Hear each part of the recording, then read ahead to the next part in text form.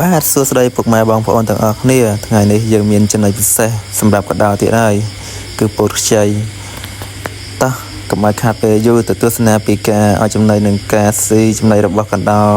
ទាំងអស់គ្នាពុកម៉ែបងប្អូន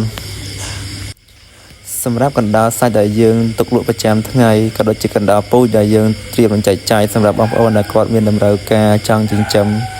យើងបំពន់ទៅលើស្មៅក្នុងពោតគឺពិតជាល្អមែនទែនព្រោះវាគឺជាចំណុចដែលសក្តានុពលចូលចិត្តនៅពេលដែលវាស៊ីទៅធ្វើឲ្យសម្បុររបស់វាភ្លឺរលោងហើយធំធាត់បានល្អជាពិសេសសាច់របស់វាមានសំណើមនិងមានជាតិខ្លាញ់ដែលធ្វើឲ្យយើងសម្បូរភពទៅមានរសជាតិឈ្ងុយឆ្ងាញ់ហើយនេះគឺជាពូជកណ្ដាលពេញរបស់ប្រទេសថៃដែលពេញនិយមមែនទែនក្នុងការបរិភោគរបស់ប្រជាជននៅខាងប្រទេសថៃហើយក៏សូមអរគុណបងប្អូនទាំងអស់គ្នាដែលបានទស្សនាវីដេអូនេះតាំងពីដើមរហូតដល់ចប់សូមអរគុណសូមជម្រាបលា